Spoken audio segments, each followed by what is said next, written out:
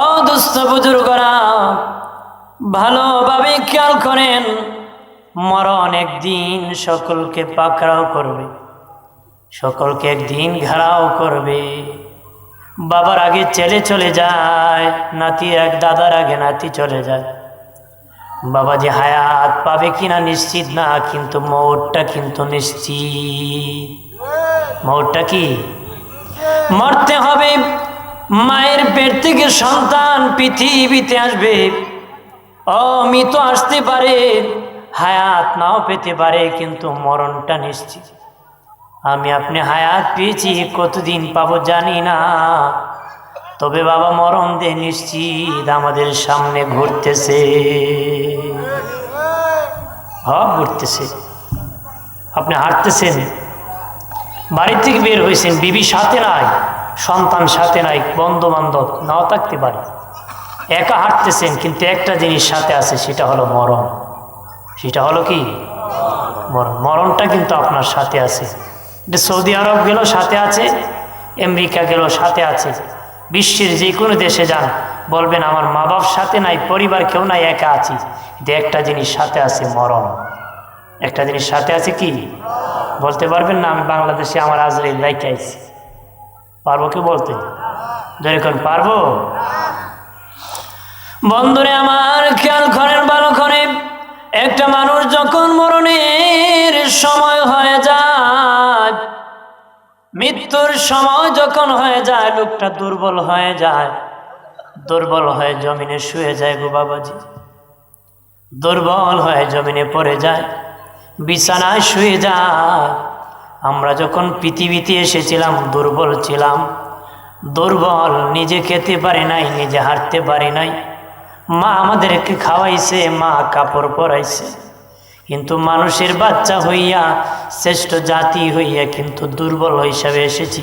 কিন্তু একটা কুকুরের বাচ্চা, গরুর বাচ্চা পৃথিবীতে আসার পরে নিজে নিজে হাঁটতে পারে, নিজে নিজে খেতে পারে, গা ঘষে ঘষে নিজের খাবারটা নিজে বাহির করে ফেলে। তো মানুষ পারে না, দুর্বল।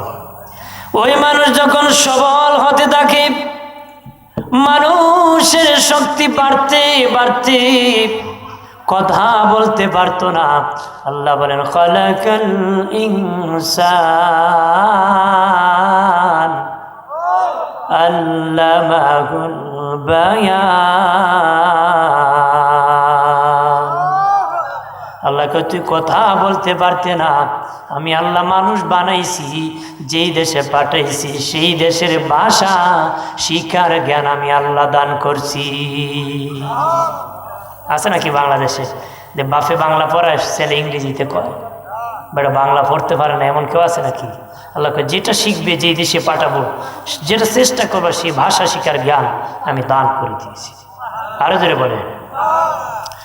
দোস্ত বুজুর্গরা, খেয়াল করেন ভালো করে, ও বাবাজি, 33 বছর পর্যন্ত স্বাস্থ্য বাড়ে, 33 বছর পর্যন্ত মানুষের স্বাস্থ্য বাড়ে গো। 33 থেকে 40 পর্যন্ত সমান থাকে, সমান, তার স্বাস্থ্য একুরেট থাকবে, বাড়বেও না কমবেও না। 40 থেকে আবার ভাঙ্গন শুরু হয়, ভাঙতে শুরু করে, দুর্বল হতে শুরু করে গো বাবাজি। নিজে নিজে হাঁটতে পারে না, নিজে নিজে খেতে পারে না গো, মানুষ তাকে সহযোগিতা করতে হয়। আল্লাহকে চিলে দুর্বল বানাইছি সবল, আবার দুর্বল বানায় পৃথিবীতে আনবো রে। আবার দুর্বল বানায় আমি তোকে পৃথিবীর থেকে বিদায় দিয়ে দিব। বন্ধুরে আমার, এই মধ্যখানে শক্ত শক্তি পাওয়ার পরে পারসি করতেছে, দৌড়াদৌড়ি করতেছে, কে বাড়ি হবে, কে ঘর বানাবে, কে টাকাওয়ালা সম্পদশালী হবে, কেউ কোটিপতি হবে, কে কয়টা বিয়ে করবে, কে কির মালিক হবে, সেই ধান্দায় চিন্তায় টেনশনে ঘুরাইতেছে। কথা বলেন ঠিক? প্রত্যেকেই নিজেরা নিজেদের ঘুষানোর জন্য দৌড়াতেছে। যখন ছেলেরা মাঠের মধ্যে খেলাধুলা করে, রেফারি বাঁশি বাজায় দেয়, খেলা শুরু হয়ে যায়, পার্সাপার্সি শুরু হয়ে যায়। সময়ের ভিতরে গোল দিয়ে দিবে, যে জিতবে সে হারবে না, যে হারবে সে আর জিতবে না। সময় যখন শেষ হয়ে যায়, রেফারি বাঁশি বাজায় দেয়, সময় নাই। বাঁশি বাজায় দিয়ে কি সময় নাই। ওই সময় যারা গোল দিয়ে যাবে তারা জিতবে, যারা জিতবে তারা হারবে না, যারা হারবে তারা জিতবে না। আর আমাদেরকে হায়াত দিয়েছেন, হায়াত পাওয়ার পরে এইভাবে পার্সাপার্সি করতে, হঠাৎ মালাকুল মউত নামক রেফারি বাঁশি বাজায় দিবে, সময় নাই। ওই দিন যারা ঈমান নিয়ে কবরে যাবে, বেঈমান হবে না রে। বেঈমান হয়ে যারা কবরে যাবে তারা ঈমানদার হবে না। যারা আমল নিয়ে কবরে যাবে বেআমলদার হবে না। যারা বেআমলদার হয়ে কবরে যাবে তারা কোনো দিন আর আমলদার হবে না রে। এই পৃথিবী থাকতে বাজার গুছিয়ে যেতে হবে, বেশি বেশি করে আল্লাহর গোলামি করে কবরে যেতে হবে, কারণ কবরে নতুন করে জান্নাতি হওয়া যাবে না রে। এই মুহূর্তে লোকরার যদি কেউ মরে যায়, কবরের মধ্যে রাখা হয়, 3টা প্রশ্ন করা হবে, একটার উত্তর যদি না দিতে পারেন, বাবাজি কবরে আযাব শুরু হয়ে যাবে। তখন অনুরোধ করলো আর 1 সেকেন্ড সময়, 1 মিনিটের জন্য দুনিয়ার আর দেওয়া যাবে না রে। আর দুনিয়া দিবে কাউকে দিবে না। একদিনের জন্য কাউকে দুনিয়া পাঠানো হবে না, কারণ এখন জান্নাতি হয়ে কবরে যেতে হবে। নবী বলেন, ক্বালা রাসূলুল্লাহি সাল্লাল্লাহু আলাইহি ওয়াসাল্লাম, কাসরাতু যিকরিল মাউত ওয়া তিলাওয়াতিল কুরআন। নবী বলেন, বেশি বেশি করে মৌতের জিকির করো, বেশি বেশি করে কোরআন তেলাওয়াত করো। যত বেশি মৌতের চিন্তা করবা, তত বেশি পাপ কাজ থেকে বেঁচে যাবা। যত বেশি কোরআন তেলাওয়াত করবা, তত বেশি তোমার ঈমান বেড়ে যাবে। যে যত বেশি মরণের চিন্তা করবে, তার মরণের চিন্তা সব পাপ থেকে বাঁচায়া দিবে গো। আর যে যত বেশি বাবাজি আল্লাহর কালাম তেলাওয়াত করবে, ঈমান মজবুত হয়ে যাবে, ঈমান বেড়ে যাবে। আগের মা বোনরা তেলাওয়াত করতে এখন কম করে, আগের যারা বাবাজি আছে তেলাওয়াত করতে এখন কম করে। আগের সকলেই বেশি বেশি করে তেলাওয়াত করত। এখন বাবাজি মোবাইল নিয়ে আছে, বাবাজি ফেসবুক নিয়ে ছেলেরা পড়ে আছে। আর যারা বয়স্ক হয়েছে তারা দোকানে আড্ডার মধ্যে, গল্পের মধ্যে লিপ্ত হয়ে থাকে। আর মা বোনা যারা আছে তারা টিভি দেখতে দেখতে জীবন শেষ হয়ে যায়। টিভি দেখতে দেখতে কি শেষ জীবন, সময় পাস হয়েছে, এদিকে আর খবর না। এদিকে কি খবর? আল্লাহ মিনহা খালাকনাকুম ওয়া ফিহা নুঈদুকুম ওয়া মিনহা নুখরিজুকুম তারাতান। আল্লাহ বলেন, যেই মাটি থেকে বানাইছি সেই মাটিতে রাখবো, আর আমি আল্লাহ সেই মাটি থেকে বিচার দিবসে তোকে উঠাবো, তোদেরকে উঠাবো। আমি আল্লাহ সেই দিন তোদেরকে মাটি থেকে উঠাবো। বাবাজি নবীজি বলেছেন, এই আয়াত দিন 20 বার যারা তেলাওয়াত করবে, দিন 20 বার এই আয়াত যারা তেলাওয়াত করবে, তার এই আয়াত 20 বার তেলাওয়াত করার কারণে তার অন্তরে মরণের যা ভয় জারি হয়ে যাবে। ওই আয়াত 20 বার যারা তেলাওয়াত করবে, এই লোকটা ওলি আল্লাহ হয়ে ইন্তেকাল করবে। কয়বার? 20 বার। আমরা খেয়াল আছে নাকি? একবারও খবর না। একবারও কি? নিম্নে 10 আয়াত দৈনিক তেলাওয়াত যে করে না, তার নাম মুনাফিকের লিস্টিতে লেখা হয়। নাউজুবিল্লাহ বলেন না। এখন যারা তেলাওয়াত জানেন না, আপনাদের খবর কি? আপনারা ইমামের পিছনে তেলাওয়াত শুনেন, যারা 5 ওয়াক্ত নামাজ পড়ে তারা তো ইমামের পিছনে শোনার কারণে বেঁচে যাবে, ইমামের পিছনে শোনার কারণে। কিন্তু যারা নামাজও পড়ে না, তেলাওয়াতন করে না, তাদের নামটা কোথায় আছে বলেন? তাদের নামটা কোথায় আছে? এদিকে আমাদের সতর্ক আছে, খবর নাই, Dan Dan Dan Dan ten ten করে ঘুরাইতেছি। কতক্ষণ ঠিক কিনা? জোরে কর। দোষী বলেন সাল্লাল্লাহু আলা মুহাম্মাদ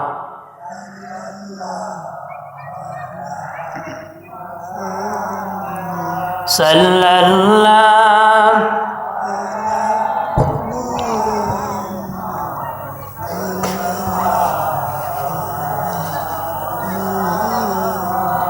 আমলনামায় দুরূদ শরীফ বেশি যার হাসরের দিন সুপারিশ আগে তার সাল্লাল্লাহু আলা মাদ সাল্লাল্লাহু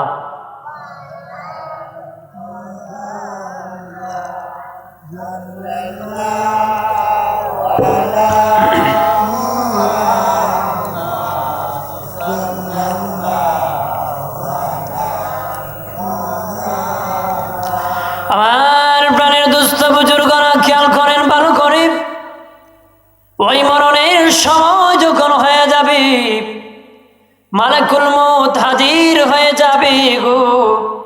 যিনি মৃত্যুবরণ করবে তিনি শুধু দেখতে পাবে, আর কেউ দেখতে পারবে না। আজরাইল তার সামনে হাজির হয়ে যাবে। তার সামনে হাজির হয়ে গেলে ভয়ঙ্কর রূপ নিয়ে যখন হাজির হবে, ভয়াবহ শুরু হয়ে যাবে। ভয় থেকেও প্রস্রাব পায়খানা পর্যন্ত করে ফেলবে রে। প্রস্রাব পায়খানা পর্যন্ত মানুষ করে দেয় ভয়েতে, ডরের চোটে, ডরের। বন্ধুরে আমার নবী বলেন, একজন নেককার ব্যক্তি রূহ কবজ করতে যখন আজরাইল আসবে, ওই লোকটা শুয়ে যাবে। তার রূহ কবজ করতে যখন যাবে, বাবাজি তার সামনে আজরাইল জান্নাতটা তুলে ধরবে। সে জান্নাত দেখতে মুস্কি মুস্কি হাসবে। যারা নবীর আশিক আছে উম্মত, তাদের সামনে দয়াল নবী নিজে হাজির হয়ে যাবে। নূরের নবী নূরের চেহারা দেখে দেখে পৃথিবীর থেকে বিদায় নিবে। নবীকে দেখে দেখে বিদায় নিবে। আর আল্লাহর নবী দেখে দেখে যারা বিদায় নিবে গো, তারা জান্নাতি জান্নাতি জান্নাতি। সুবহানাল্লাহ বলেন না?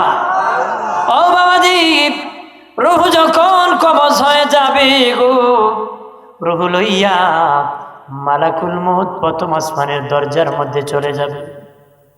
প্রথম আসমানের দারোয়ান ফেরেশতা বলবে, কে? বলবে, আমি লোকরা গ্রামের অমুকের সন্তান, অমুকের রূহ কবজ করে নিয়ে আসছি। ওই দারোয়ান ফেরেশতা বলবে, আল্লাহ আমার কাছে লিস্টি খাতা দিয়েছে, যদি জান্নাতি হয় অনুমতি আছে, জাহান্নামী হলে অনুমতি নাই। এমনি লিস্টি দেখে বলবে, হ্যাঁ আল্লাহ বলে দিয়েছেন এমন জান্নাতি আসলে যেন দেরি করি না, সাথে সাথে অনুমতি দেওয়া হবে গো। জান্নাতি সব আসমানের দরজা খুলে দেওয়া হবে, জান্নাতের দরজা খুলে দেওয়া হবে। রূহ লইয়া জান্নাতের ভিতর ঘোরাঘুরি করবে। এরকম টেবিল ডায়েরি খাতা থাকবে। আজরাইল নিজ হাতে ওই জান্নাতির নামটা ডায়েরির মধ্যে উঠে রূহ নিয়ে জমিনে আসবে। একটু চিল্লায় বলেন আল্লাহু আকবার। আর একজন বেঈমান, ফাসিক, সুদখোর, বেয়াদব, একজন বেয়াদব মুসলমান, বেয়াদব, প্রতারক, ঘুষখোর, সুদখোর, এমন নাফরমান যখন ইন্তেকাল করে, তার ভয়েতে চুরমার হয়ে যায়। বাবাজি রূহ লইয়া প্রথম আসমানের দরজায় গেলে ফেরেশতা নিষেধ করে দেয়, অনুমতি নাই। রূহ নিয়া জমিনে আসে। জমিনের 6 মাইল পর্যন্ত নরম মাটি, এরপরে 6 মাইল তামার পাহাড়, 6 মাইল সীসার পাহাড়, 6 মাইল লোহার পাহাড়, 28 মাইল নিচে সিজিম, তারপরে জাহান্নাম।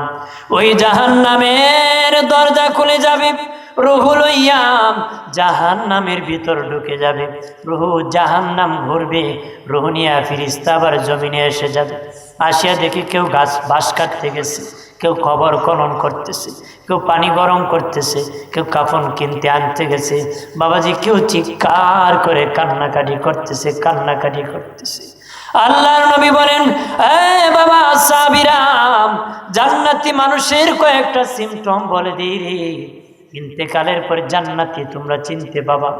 ইন্তেকালের পরে কার কপাল যদি ভিজে যায়, কপাল যদি ভিজে যায়, ঘেমে যায়, মনে করবেন ওই লোকটা জান্নাতি। নাকের ছিদ্রিগুলা যদি বড় বড় হয়ে যায়, মনে করবেন সেই লোকটা জান্নাতি। বাবাজি, রুহ নিয়া ঘুরাইতেছি, রুহ ঘোরাঘুরি করতেছি, মানুষ কান্না করে, কান্নাকাটি করতেছি। আমাদের আম্মা হযরত আয়েশা সিদ্দিকা রাদিয়াল্লাহু তাআলা আনহা আল্লাহর নবীকে বললেন, ইয়া রাসূলুল্লাহ, নবী, আমি আয়েশা জানতে চাই মানুষের ইন্তিকালের পরে সবচেয়ে বেশি দুঃখের সময়, কষ্টের সময় কোনটা গো নবী? নবী বলেন, আয়েশা রে, আরে আয়েশা, মানুষের ইন্তিকালের পরে প্রথম যন্ত্রণা হলো রে আয়েশা, যখন তার গায়ের জামা কাপড় গুলা রে আয়েশা টানিয়া টানিয়া খুলে ফেলা হয়, গেঞ্জিগুলা যখন কেসি দিয়া কাটা শুরু, গেঞ্জিগুলা যখন কেসি দিয়া কাটা শুরু করে দে, লঙ্গিগুলা যখন প্যান্টগুলা টানিয়া টানিয়া খুলে ফেলে দে, নবী বলেন, আয়েশা রুহ চিৎকার দিয়ে কান্নাকাটি করে, চিৎকার দিয়ে কান্নাকাটি করে, বাবা জীবনে কত লুঙ্গি পরছি, আর তো বাবা জীবনে লুঙ্গি পরব না রে, জীবনে কত গেঞ্জি গায়ে দিছি, আর তো জীবনে দিব না রে, আমাকে কিছুক্ষণ সময় লুঙ্গি গেঞ্জিটা পরতে দাও, এই কাপড় চোপড় গুলা পরতে দাও। নবী বলেন, আয়েশা পৃথিবীর কেউ মানে না, টানিয়া টানিয়া কাপড় চোপড় গুলা খুলে ফেলে, তখন মুর্দার রূহ চিৎকার দিয়ে কান্নাকাটি করে, একটু চিল্লায় বলেন আল্লাহু আকবার।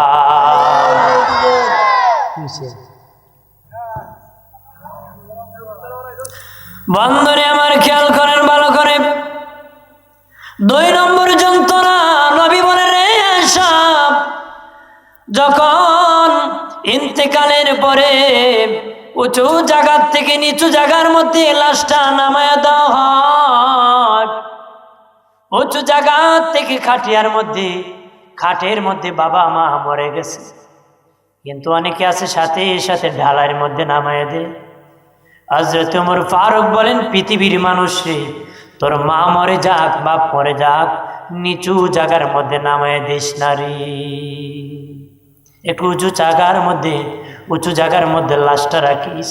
নবী বলেন, আয়েশা যখন লাশটা নিচু জায়গার মধ্যে নামায়া দেওয়া হয়, নিচা জায়গার মধ্যে নামায়া দেওয়া হয়, রূহ চিৎকার দিয়া বলে, রে বাবা, আমি তো কোনোদিনই খাটে ঘুমাইব না রে, জন্মের শেষবারের মতো কিছুক্ষণ সময় খাটের মধ্যে ঘুমাইতে দে, একটু সময় থাকতে দে। নবী বলেন, আয়েশা পৃথিবীর কেউ মানে না, খাট থেকে লাশটা নামায়া দেয়, ওই সময় মুর্দার রূহ চিৎকার দিয়ে কান্নাকাটি করে, ইন্তেকালের পরে এই হলো 2 নম্বর যন্ত্রণা। একটু চিল্লায়া জবান খুলে বলেন আল্লাহু আকবার। 3 নম্বর যন্ত্রণা নবী বলেন, আয়েশা, আয়েশা, যখন ইন্তেকালের পরে লাশ ঘর থেকে বাহির করে দেওয়া হয়, 5 তলা 7 তলা বিল্ডিং বানাইছো, এই ঘর থেকে যখন বাহির করে দিবি, লাশ ধরে ধরে যখন ঘর থেকে বাহির করে দিবে, মুর্দার রূহ চিৎকার দিয়ে কান্নাকাটি করবে, বাবারে, এই ঘর বানানোর জন্য প্রবাসী জিন্দেগি করেছি, মানুষের বাড়ি কাজ করেছি, রিক্সা চালাইছি, টালা গাড়ি ড্রাইভিং করেছি, বৃষ্টি ভিজিয়েছি, রোদ্রে শুকাইছি, কৃষি কাজ করেছি, কত মেহনত করে ঘর নির্মাণ করেছি। আমি বাবা জীবনে কোনোদিন এই ঘরে এত আর ঘুমাইতে আসবো না রে, কিছুক্ষণ সময় আমাকে এই ঘরের মধ্যে থাকতে দাও, কিছুক্ষণ সময় আমাকে ঘরে থাকতে দাও। নবী বলেন, আয়েশা পৃথিবীর কেউ মানে না, বা ধরিয়া ধরিয়া ঘর থেকে বাহির করা হয়, এই সময় মুর্দার রূহ যখন লাশ বাহির করা হয়, চিৎকার দিয়ে কান্নাকাটি করে, এই হলো 3 নম্বর যন্ত্রণা। একটু চিল্লায় বলেন সুবহানাল্লাহ। আমার বানের বাবাজি, কার জন্য কি করতেছো? বাড়ি গাড়ি সম্পদ টাকা টাকা বলে এখন মরে গেলে কিছুই তোমার সাথে দিবে না রে, সব ছেড়ে তুমি কবরের মধ্যে সাদা কাফন, মার্কিন কাফন নিয়ে যেতে। হয়তো একটু কম দামি আর দামি হতে পারে, কিন্তু বাবাজি 3 কাপড়, মহিলাদের 5 কাপড় ছাড়া বেশি। কবরের মধ্যে ল্যাপ তোষক কিছুই বিছাবে না, ডাইরেক্ট মাটির মধ্যে রেখে দিবে রে। বাঁশ ছাড়া আর কিছু দিবে না, বাঁশ দিয়ে মাটি চাপা, কলা পাতা তো চাটাই দিয়ে দিবে, এইভাবে দিয়ে দিবে রে, কিছুই যাবে না। কার জন্য কি করতেছো?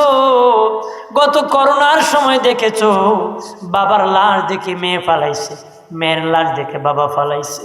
কোটি টাকার মালিক ছিল, করোনায় মরেছে, বাবাজি ছেলে গিয়ে এক নজর বাবার লাশ দেখে নাই, এমনিতে দাফন করা হয়েছে, বক্সের ভিতর ভরে কবরের মধ্যে রাখা হয়েছে। টাকা দিয়া সব কিছু হয় না, আল্লাহ যদি ক্ষমা না করে কোটি টাকা দিয়ে তোমার লাভ হবে না রে। এই জন্য মালিককে ভয় করো, এখনো মালিককে ভয় করো, ভয়ের পথে চলে আসো। মৃত্যুর যন্ত্রণা সকলকে পাকড়াও করবে, কেমন যন্ত্রণা হবে জানো নি? নবী ইদ্রিস নবী আল্লাহ আজরাইলের সাথে দুস্তি করেছিল, বলেছিল আজরাইল আমি দুস্তি করতে পারি 2টা শর্তে, আমাকে মরণ দিতে হবে, আল্লাহর জান্নাতটা আমাকে একবার দেখায় দিতে হবে। কই ঠিক আছে বাবাজি। মরণ আজরাইল ইশারা দিয়েছে, রূহ কবজ হয়ে গেছে। এরপরে জান্নাতের ভিতরে ঢুকেছে ইদ্রিস নবীকে। এর আগে জিজ্ঞাসা করা হয়েছিল, নবী ও ইদ্রিস নবী, রূহ তো কবজ হয়েছিল, কেমন যন্ত্রণা আপনার লেগেছিল?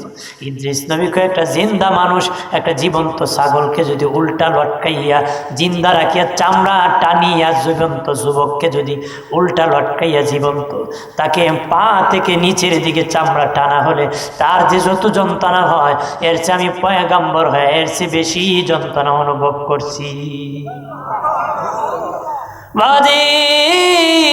উনি যখন জান্নাতে ঢুকেছেন, বের হয়ে আসছেন, আসিয়া বলেন আজরাইল আমার স্যান্ডেল অথবা রুমাল জান্নাতে রেখেছি।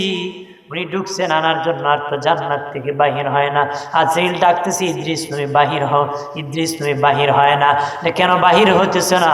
ইদ্রিস নবী আল্লাহ মরণ একবার দিবে বলছে, দ্বিতীয়বার দিবে না। মালিক ওয়াদা করেছে জান্নাতে ঢুকাইলে আর জীবনে বাহির করবে না রে। সুবহানাল্লাহ, হইতেন না? আমার আল্লাহ বলেছেন মরণ একবার হবে জীবনে, একবার, দ্বিতীয়বার আর মরণ হবে না। আর যদি কাউকে জান্নাত আমি দান করি,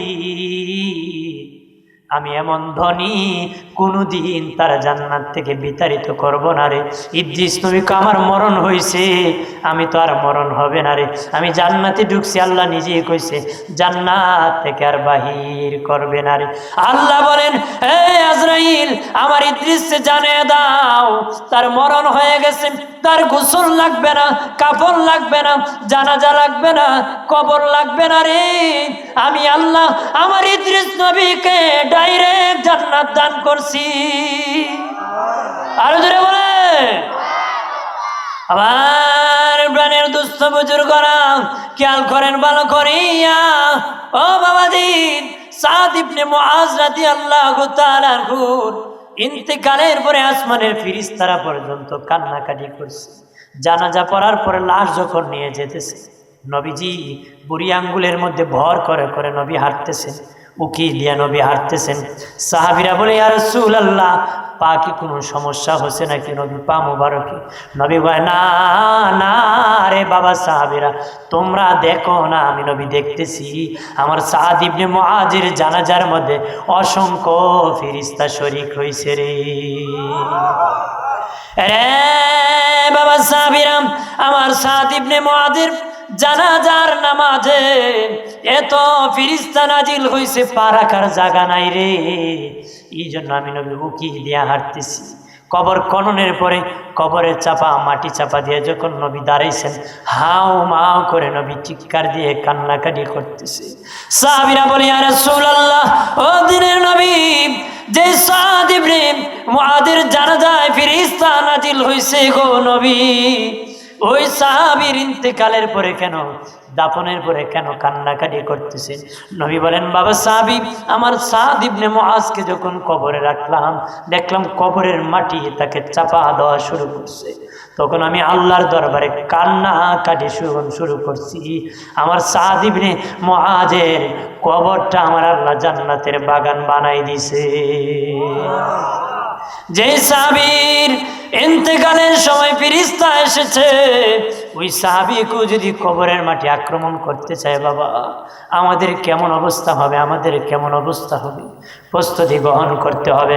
আম্মা জান আয়েশা সিদ্দিকা দিনের নবীকে জিজ্ঞাসা করেছিলেন, ইয়া রাসূলুল্লাহ, নবীজি গো, আপনার ইন্তিকালের পরে কোন জায়গায় আপনি কবরস্থ হবেন? নবী বলেন, বলো রে আয়েশা, তুমি নি জানো? আয়েশাকে আমি জানি, আমরা 9 জন বিবি আপনাকে এত খেদমত করি, সেবা করি, তারপর আপনি খাদিজার কথা বলেন না গো নবী। মনে হয় আপনার প্রথম বিবি খাদিজার সাথে আপনি কবরস্থ হবেন। দিনের নবী বলেন, আয়েশা রে, আরে আয়েশা, না না আমি ঠিক করি নাই, আর জানুনি তুমি? মা আয়েশা বলেন, ইয়া রাসূলুল্লাহ, তাহলে মনে হয় আপনি আপনার মায়ের সাথে কবরের পাশে ঘুমাবেন। নবী বলেন, না রে আয়েশা, এটা এখনো সিদ্ধান্ত গ্রহণ করি নাই। নবী আয়েশা বলেন, তাহলে মনে হয় আপনার বাবা পৃথিবীতে আসার পরে পান নাই গো, মনে হয় গো নবী আপনি আপনার বাবার পাশে রওজা মুবারক দিয়ে শুয়ে যাবেন। নবী বলেন, না না রে আয়েশা, আমি এখনো সিদ্ধান্ত গ্রহণ করি নাই। মা আয়েশা বলেন, ইয়া রাসূলুল্লাহ, নিজের হাতে মদিনায় একটা কবরস্থান বানাইছেন জান্নাতুল বাকি, মনে হয় জান্নাতুল বাকির মধ্যে আপনি ঘুমায়া যাবেন। নবী বলেন, আয়েশা রে, না না, আরে আয়েশা, এখনো আমি সিদ্ধান্ত নেই নাই।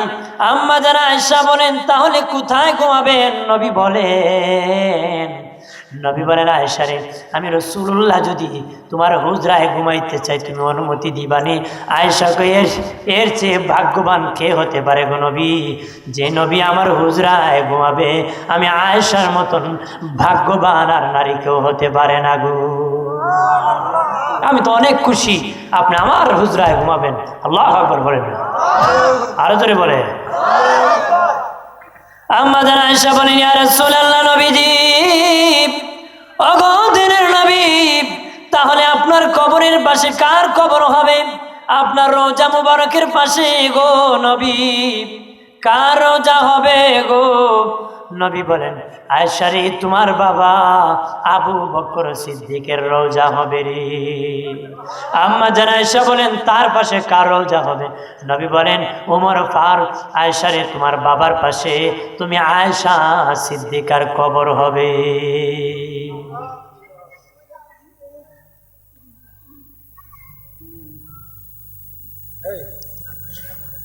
কার কবর হবে? জয় বলেন, কার? মা আয়েশার কবর হবে আবু বকরের পাশে। মা আয়েশা বড় খুশি, বাবার পাশে, নবীর পাশে শুইবে। আল্লাহর নবীর ইন্তেকালের পরে, বাবাজি ইন্তেকালের পরে আম্মা জান আয়েশার হুজরায় নবীকে দাফন করা হয়। আল্লাহু আকবার বলেন না। আর আবু বকর সিদ্দিক খেলাফতের দায়িত্বে বসে যান গো বাবাজি। সিদ্দিক আকবর যখন অসুস্থ হয়ে পড়লেন, হযরতে আলী আবু বকরকে দেখতে গেলেন। তখন হযরতে আলীকে আবু বকর বলেন, আবু আলী রে, আমার ইন্তেকালের পরে তুমি গোসল করাবা, জানাজা কমপ্লিটের পরে লাশ লইয়া আল্লাহর নবীর রওজার পাশে আমি আবু বকরের সালাম দিবা, আর নবীর কাছ থেকে অনুমতি দিবা। নবী যদি অনুমতি দেয়, নবীর পাশে আমাকে দাফন করে দিবা। নবী যদি অনুমতি দেয় না, জান্নাতুল বাকিতে দাফন করে দিবা রে। হযরত আলী রাদিয়াল্লাহু তাআলা আনহু ডেকে বলেন, আবু বকর ভাই, নবী তো আপনাকে কবরের জায়গা দিয়েছেন, আবার অনুমতি কেন গো? সিদ্দিক আকবর ডেকে বলে, আরে আলী, নবীর বিদায়ের পরে আমি খেলাফতের দায়িত্বে দেশ চালাইতেছি রে আবু আলী। ওই দায়িত্ব পালন করতে নবী খুশি আছে না আমার প্রতি বেজার হয়ে গেছে? আমি আলী জানি না রে, আমি আলী জানি না। এই জন্য যদি নবী বেজার হয়ে যায়, তাহলে তো নবীর পাশে শোয়া আমার যাবে না রে। তুমি একটু মেহেরবানি করে অনুমতি দিবা। যদি নবী খুশি তাকে অনুমতি নিশ্চিত দিবে, তখন আমাকে নবীর পাশে দাফন করে দিবা রে। হযরত আলী বলেন, আবু বকরের ইন্তেকালের পরে গোসল করাইয়া জানাজা পড়িয়া লাশ লইয়া খাটিয়ার মধ্যে লাশ লইয়া আমার দিনের নবীর রওজা মুবারকের সামনে যাইয়া আমি সালাম দিলাম আর বললাম, হুজুর আপনার হতভাগা আবু বকর আপনার পাশে ঘুমাইতে চায়। আলী কয়, একবার বললাম অনুমতি নাই, দুইবার বললাম অনুমতি নাই, তিনবার বললাম অনুমতি নাই, কোনো শব্দ নাই। আমি আলী ভয় পেয়ে গেলাম, মনে হয় নবী আবু বকরের প্রতি বেজার হয়ে গেছেন। আমি আলী সেজদায় পড়ে বললাম, ইয়া রাসূলুল্লাহ, যে আবু বকর হিজরতের সাথী, যে আবু বকর গুহার সাথী, যে আবু বকর মক্কার বাড়িঘর বিক্রি করে মদিনার পল্লীতে ঘর নির্মাণ করেছে, ও নবী ওই আবু বকরকে কেমনে গো এত তাড়াতাড়ি আপনি ভুলে গেলেন গো? হযরত আলী বলেন, আল্লাহর কসম কে বলি, আমি এই কথা বলতে দেরি দিনের নবীর রওজা তরতর করে কম্পন শুরু হতে দেরি হয় নাই। আরো ধরে বলে, আর রওজা থেকে আওয়াজ আসলো, আলী রে আলী, আমার আবু বকর আমার বন্ধুর পাশে ঘুমাইতে চায়, অনুমতির দরকার নাই রে, বন্ধুকে বন্ধুর পাশে শুয়ে যাও, অনুমতির কোনো প্রয়োজন নাই। আমি কইতেছি আজকের প্রধান অতিথি এসে গেছেন, মারহাবা বলেন, যেরকম মারহাবা। নির্ধারিত সময় বক্তব্য পেশ করবে, ঠিক আছে না? স্লোগান লাগবে। উনি এসে গেছেন, উনি আজকের প্রধান মেহমান, ঢাকার থেকে আসছেন, আল্লামা রিয়াজুল হাসান আল কাদরি। উনি এসে গেছেন, রেস্টে আছেন, কিছুক্ষণের মধ্যে উনি বক্তব্য পেশ করবেন। একটু সে বলেন, আল্লাহুম্মা সাল্লি আলা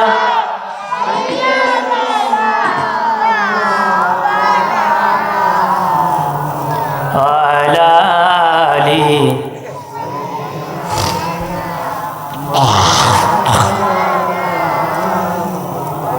আর জোরে সুরে বলেন, আল্লাহুম্মা সাল্লি আলা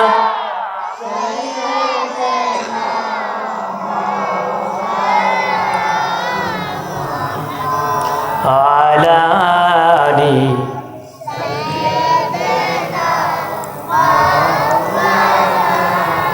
গাছ চিনল নবীজিকে, মাসে চিনল নবীজি, উম্মত হয়া চিনিলাম না, চিনল বনের হরিণী।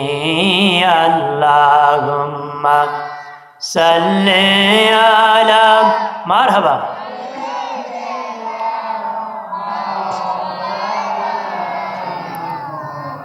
আলা আলি।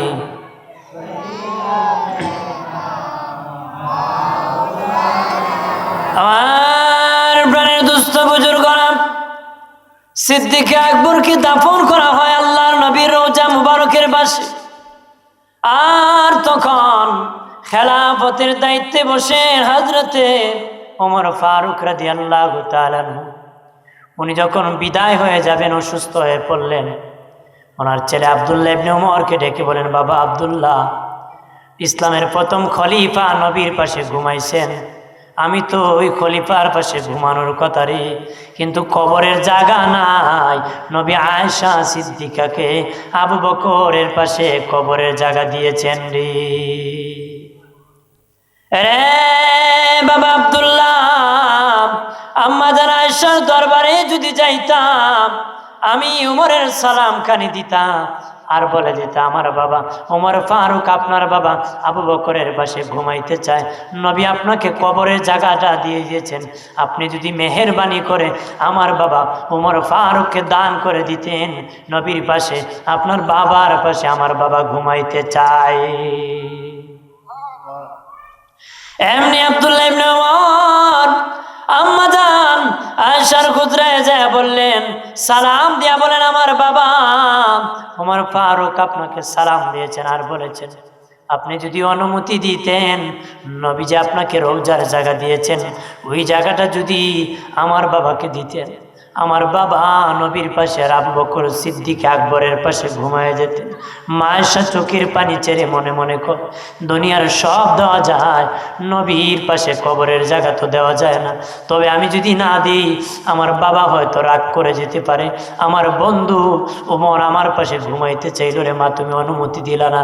আমার স্বামী রহমতের নবী যদি কিয়ামতের দিন বলে, আয়েশা রে আমার বন্ধু ওমর ফারুক আমার পাশে শুইতেছিল, তুমি কেন অনুমতি দেব না? আমি আয়েশা বড় লজ্জায় পড়ে যাব। আরে আব্দুল্লাহ ইবনে ওমর, যাও যাও, তোমার বাবা ওমর ফারুককে আমি আয়েশার সালামটা দিও। আর দিনের নবী দে আমি আয়েশাকে কবরের জায়গা দিয়েছেন, ওই জায়গাটা ওমর ফারুককে আমি আয়েশা দান করে দিয়েছি। আরো জোরে বলে। এই জন্য আবু বকর সিদ্দিকের পাশে আম্মা জান আয়েশার কবর হয় নাই, আবু বকর সিদ্দিকের পাশে ওমর ফারুকের রওজা মুবারক হয়েছে। ওমর ফারুকের রওজা মুবারক হয়েছে। এখনো একটা কবরের জায়গা বাকি আছে, উনি এলেন হযরত ঈসা নবী। বাবাজি কিয়ামতের আগে আসবে আমাদের নবীর উম্মত হইয়া, উম্মতে মুহাম্মদী হইয়া। বাবাজি ওই জায়গার মধ্যে ঈসা নবীকে দাফন করা হবে। আরো জোরে বলে। আমার বানের বাবাজি খেয়াল করেন ভালো করিয়া, ও দুস্থ বুজুর্গরা, কবর এমন একটি জায়গা, কবর সকলকে চাপ দিবি, মুমিনকেও চাপ দিবি, বেঈমানকেও চাপ দিবি, আল্লাহর ওলিদেরকেও কবর চাপ দিবে। বেঈমানকে কবর কেমন ভাবে চাপ দিবে জানোনি? ডান দিকের হাড় বাম দিকে যাবে, বাম দিকের হাড় ডান দিকে যাবে, রুই রুই করে ফেলবে তুলার মতন রে বাবা। মাটি এমন চাপা দিবি, রুই রুই করে ফেলবে, একদম রুই রুই করে ফেলবে। আর একজন মমিন গুনাহগারকে কবর কত চাপ দিবে জানোনি? যত চাপ দিলে জীবনের গুনাহ মাফ হয়ে যাবে, ওই পরিমাণ চাপ দিয়ে জীবনের গুনাহ মাফ করে হাসরের দিন জান্নাতি জান্নাতি বানায় আল্লাহ উঠাবে। দিনের নবী বলেছেন, এক শ্রেণীর মানুষ জাহান্নামী হয়ে কবরে যাবে, হাসরের ময়দানে জান্নাতি হয়ে উঠবে। আলহামদুলিল্লাহ বলেন না। জাহান্নামী হয়ে কবরে ঢুকবে, হাসরের দিন জান্নাতি হয়ে কবর থেকে উঠবে, জান্নাতি হয়ে কবর থেকে উঠবে। তারা কারা জানুনি? তারা নেক আওলাদ রেখে গিয়েছিল, মাদ্রাসা প্রতিষ্ঠিত করেছিল, এরকম মাহফিল প্রতিষ্ঠিত করেছিল। যখন মাহফিল হতো, দোয়ার সওয়াব তার কবরের মধ্যে সদকায়ে জারিয়া হিসেবে পৌঁছে যেত। নেক আওলাদ দোয়া করত, সওয়াব কবরে পৌঁছে যেত।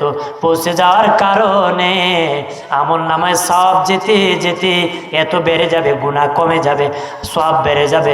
হাসরের দিন জান্নাতি জান্নাতি হয়ে হাসরের মাঠে উঠবে। হাসরের দিন জান্নাতি হয়ে কবরে উঠবে, জান্নাতি। ও দুস্থ বুজুর্গরা, আর কবর আল্লাহর ওলিকেও চাপ দিবে জানোনি? মা যখন ছেলেকে কুলে উঠায়, হাত দিয়া চাপ দিয়া ধরে মেরে ফেলার জন্য না, ভালোবেসে ধরে। কেন জানেননি? ভালো মানুষের পেছনে শয়তান থাকে, শয়তানের পিছনে আর কোন শয়তান, নিজেই শয়তান, নিজে কি শয়তান। যত শয়তানি কাজ আছে আঞ্জাম দেয়, যত শয়তানি কাজ আছে কি। আমার বানের বাবাজি খেয়াল করেন ভালো করিয়া, ও বাবাজি, আল্লাহ নবী বলেন, হে পৃথিবীর মানুষ, তোর মা আপন, বাবা আপন, ভাই আপন, বিবি আপন রে, সন্তান আপন, কিন্তু তুই যখন কবরে যাবে, যখন জিন্দা করা হবে রে, তখন উঠিয়া দেখবে তোর আপন জন কেউ তার সাথে কবরে নাই রে, তোর বন্ধু বান্ধব কেউ কবরে নাই। তখন ওই কবরে যদি তুই আমার আশিক হয়ে থাকোস, ওই কবরে আমি নূরের নবীকে তোর পাশে পাইবে রে। আর নবী বলেছেন, উসমান ফিল জান্নাহ, উসমান গনি জান্নাতি। এরপরে উসমান গনি জিন্নুরাইন রাদিয়াল্লাহু তাআলা আনহু কবরের পাশে গেলে কাঁদতে কাঁদতে অস্থির হয়ে যেতেন গো। চোখের পানি ছেড়ে ছেড়ে খেজুর গাছের রসের মতন টপ টপ করে ওনার চোখে দিয়ে পানি পড়তো। সাহাবীরা বলল, হুজুর নবী জাহান্নামের বয়ান করলে এরকম কান্না করেন না গো, কিন্তু কবরের পাশে কেন গো এইরকম ভাবে কান্নাকাটি করেন? ওসমান গনি বলেন, হে ভাইরা, কবর হলো প্রথম স্টেশন, কবর হলো প্রথম ঘাঁটি। যে উসমান গনি কোরআন তেলাওয়াতকে বড় পছন্দ করতেন, ইন্তেকালের সময় আল্লাহর কালাম তেলাওয়াত অবস্থায় উনি ইন্তেকাল করেছেন। মুনাফিকরা আসিয়া ওনাকে তেলাওয়াত অবস্থায় শহীদ করে দিয়েছিল। উনি আবার জিজ্ঞাসা করেছিলেন, তুমি যে আমাকে শহীদ মারতে আসছো, তুমি কি অমুক সাহাবীর ছেলে নারী? সে বলেছিল, হ্যাঁ আমি অমুক সাহাবীর ছেলে। আর এইভাবে তেলাওয়াত অবস্থা আঘাত করতে করতে গো উসমান গনি শাহাদাতের পেয়ালা পান করেছিলেন। আর ওই সময় শহীদের রক্ত আল্লাহর কালামের কাপ পাতার মধ্যে পড়ে গিয়েছিল, লেখার মধ্যে পড়ে গিয়েছিল। কিতাবের মধ্যে এসেছে কিয়ামতের দিন উসমান গনিদের শহীদ আল্লাহর কালাম সাক্ষী হয়ে যাবে। সাহাবীরা বললেন, ওগো উসমান গনি ভাই, নবী বলেছেন তুমি জান্নাতি, এরপরও কেন এমন কান্না করেন গো? উসমান গনি বলেন, ভাইরা, কবর হলো প্রথম স্টেশন, কবর হলো প্রথম গাড়ি রে, কবর হলো প্রথম গাড়ি। কবরে যে ধরা পড়ে যাবে, মিজানে ধরা পড়ে যাবে, পুলসিরাতে ধরা পড়ে যাবে, সব জায়গায় ধরা পড়ে যাবে। কবরে যারা সার পাবে সব জায়গায় তারা সার পেয়ে যাবে। এই জন্য আমি উসমান গনির ভয় হয় কবরে ধরা পড়ে যায় রে। কারণ জাহান্নামে জ্বললে একা জ্বলবে না, অনেকজন একসাথে জ্বলবে। কবর এমন ঘর, একা একা কবরের মধ্যে জ্বলতে হবে। এই জন্য আমি উসমান গনি কবরের ভয়ে কাঁদতে কাঁদতে অস্থির।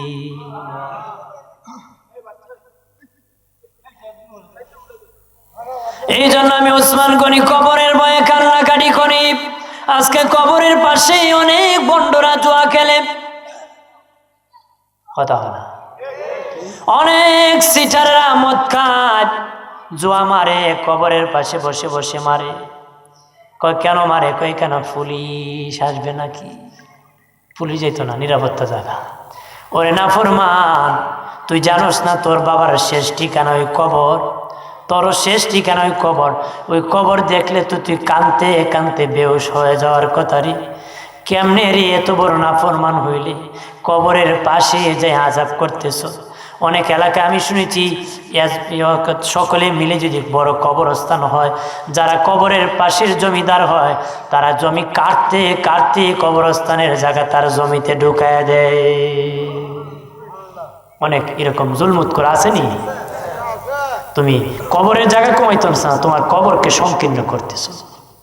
কবরকে কি দুনিয়ার জায়গা বাড়াইতেছ, কবরের জায়গা কমাইতেছ। দুনিয়ার সম্পদ বাড়াইতেছ, কবরে টাকার জায়গা কমাইতেছ, কবর সংকীর্ণ হয়ে যাবে। হারাম কাজ করিও না। তুমি নিজেই জানো তোমার কত জমি আছে, কত শতাংশ আছে, কাগজ আছে, দলিল আছে, তারপরে কেন সীমানা ধাক্কা ধাক্কি করো রে? এইগুলা করবা না, জাহান্নামে যেতে হবে, জাহান্নামে যেতে হবে। একটু চিল্লায় বলেন নাউজুবিল্লাহ। আর বাবাজি বেশি বেশি করে কবর জিয়ারত করবেন, রাজি আছেন তো? জোরে কর।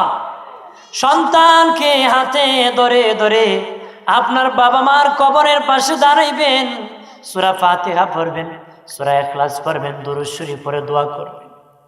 বাবাজি, যারা মা বাবার জন্য দোয়া করে না, তার মা বাবার রূহ তার ঘরের দরজায় এসে যায় আর ডাক দিয়া কো, বাবারে একবার আমার কবরের পাশে আস, একবার সূরা ফাতিহা পড়, কিছু দুরূদ শরীফ, সূরা ইখলাস পড়, আর আমার জন্য দোয়া কর। কিন্তু আমি এত সুন্দর সম্পদ দিয়ে গেলাম, ঘর বানায় দিলাম রে, তুই আল্লাহকে ভুলে গেলে, আমি মা বাবাকে ভুলে গেলে রে। এরকমভাবে বদদুয়া দিয়ে মার বাবার রূহ চলে যায় রে।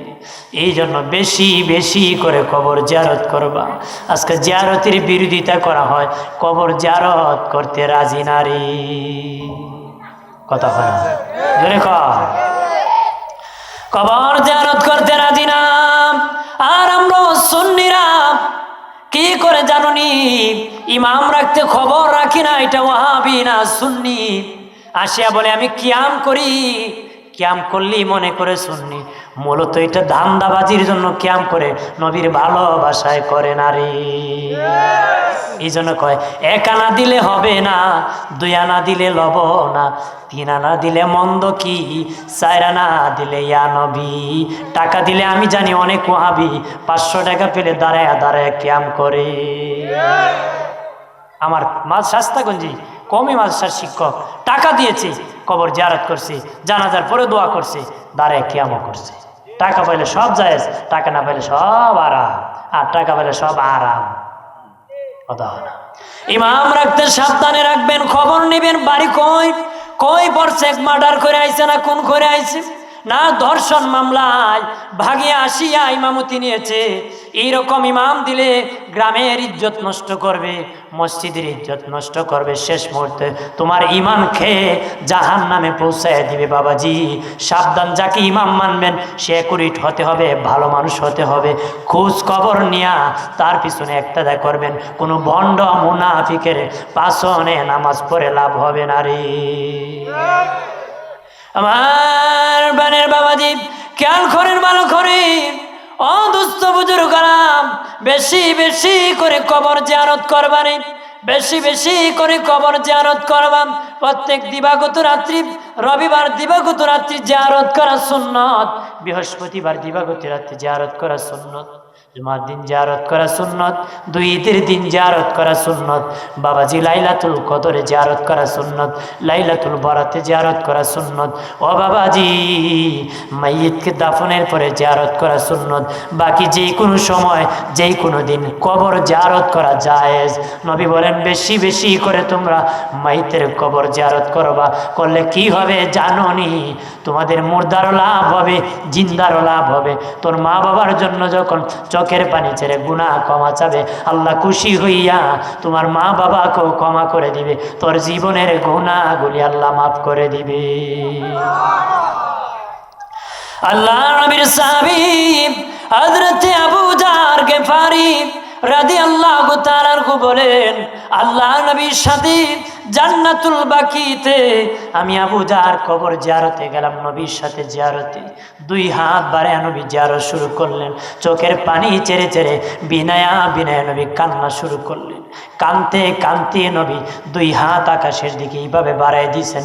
এত উপরে নবী হাত বাড়াইছেন, আমি আবু যার নবীর বগল মুবারক পর্যন্ত দেখতে পেয়েছি।